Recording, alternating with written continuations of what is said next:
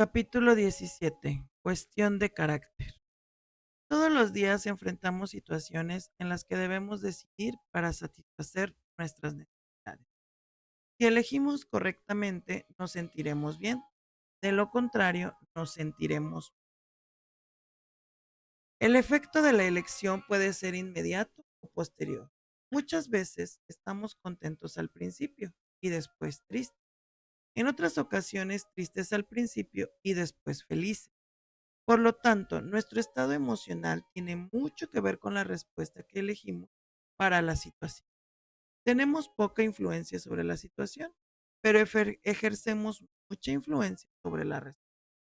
La circunstancia puede no depender de nosotros, pero la respuesta es una elección personal. Tu opción de cómo reaccionar ante las situaciones de la vida refleja quién eres realmente. En este punto surgen varios problemas, pues las situaciones son difíciles, complejas y variadas. Hacer una elección es difícil porque hay varios elementos que presionan el pensamiento en una u otra dirección. Hacer una elección es difícil porque hay varios elementos que presionan el pensamiento en una u otra dirección.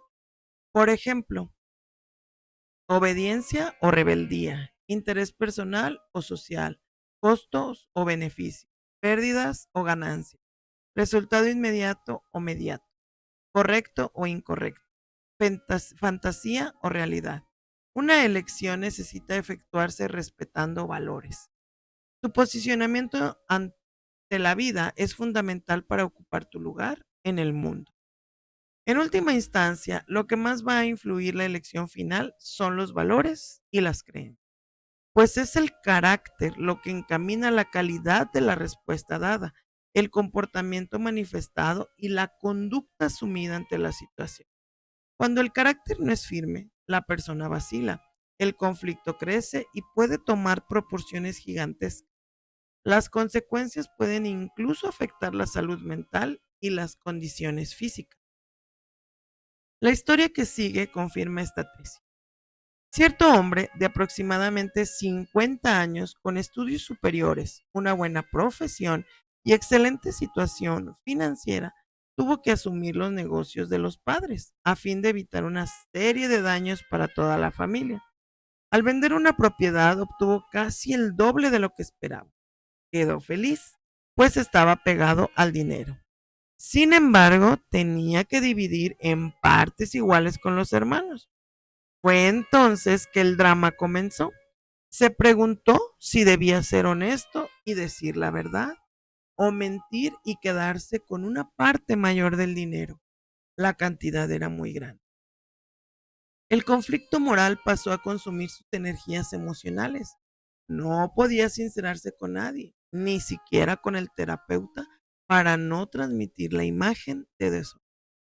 El sufrimiento interno llegó a tal grado que afectó el organismo con problemas de columna, próstata, intestinales y estomacales. Entonces, este señor se sometió a una serie de exámenes y finalmente tomó la decisión correcta de ser honesto y no apropiarse de lo que no le pertenecía. Después de resolver el conflicto, desaparecieron los síntomas y volvió a dormir. Así recuperó la paz. Los valores fueron probados y la virtud venció. Pruebas del carácter. Hay situaciones propicias para probar el carácter. Una de ellas involucra el dinero. Se trata de una buena prueba, pues ofrece la oportunidad para optar entre valores positivos y negativos, además de demostrar amor o egoísmo, justicia o injusticia, preocupación por uno mismo o por otro. De ti depende llevar la teoría a la práctica, convertir la creencia en un hecho, transformar la discusión en acción. Lo privado pasa a ser público. La hipocresía es desenmascarada.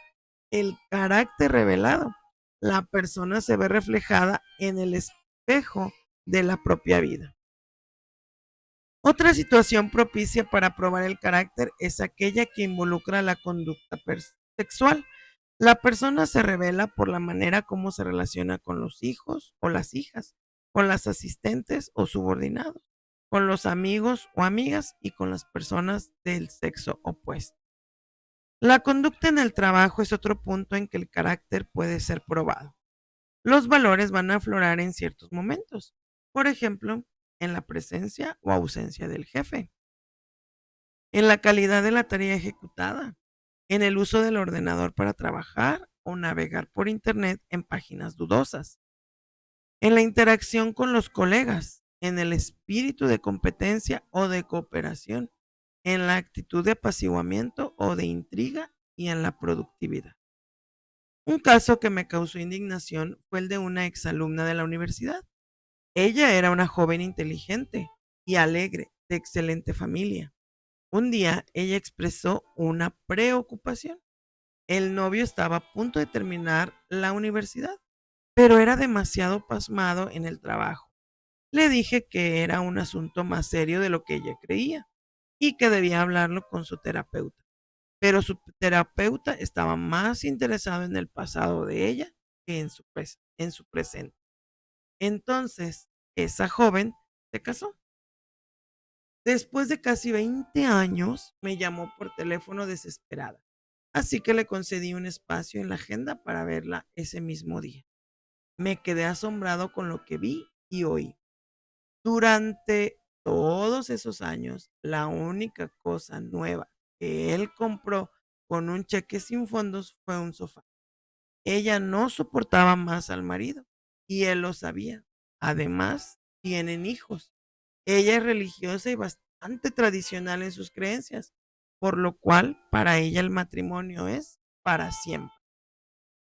Sin embargo, sufre porque no quiere volver a entrar a su propia casa. Procura quedarse hasta tarde en el trabajo y no puede cuidar de los hijos como debería. Tiene el deseo de mirar a otros hombres y se siente culpable. No ve la salida. Todo esto porque el marido no le gusta trabajar. Hay muchas maneras de revelar el carácter. Se manifiesta en el respeto, en el cuidado, en la dedicación, en la cooperación, en la comprensión y en la tolerancia. Se manifiesta aún más en la intimidad del hogar, en la relación con el cónyuge, con los hijos, con los padres o con los abuelos. Sin embargo, eso no significa que no fallemos en los arrebatos y en la forma de ver los errores que reflejan nuestro carácter. ¿Qué debemos hacer? ¿Asumir los errores o culpar a otros? El carácter se forma con pequeñas acciones que se convierten en hábitos. Segunda naturaleza. Por medio del carácter es posible percibir lo mejor y lo peor de las personas. Tenemos la oportunidad de entrar en su intimidad y observarla. Se puede sentir su integridad o su deshonestidad, demostrar su candor o su terror, aprovechar su bondad o su maldad. Es el carácter que define la relación con las cosas personales, no lo contrario. Es el carácter que define la actitud sexual, no la actitud sexual que define el carácter. Es el carácter que estipula el comportamiento en relación al trabajo, no el trabajo que define el carácter. Es el carácter que se manifiesta en las relaciones interpersonales, no las relaciones las que definen el carácter. El carácter viene primero. Además, se forma desde el principio. Alrededor de los 6 años de edad, ya ha puesto los cimientos estructurales que van a acompañar a la persona por el resto de la vida. El hecho de formarse pronto no significa un determinismo absoluto, un camino sin retorno. Al contrario, a lo largo de la vida tenemos la oportunidad de cambiar, mejorar, perfeccionarnos y crecer. La lucha interna puede ser grande, pero el cambio es posible. El carácter puede compararse a los músculos. Es por el ejercicio físico que los músculos se desarrollan. Igualmente, cada valor necesita practicarse para que el carácter se fortalezca.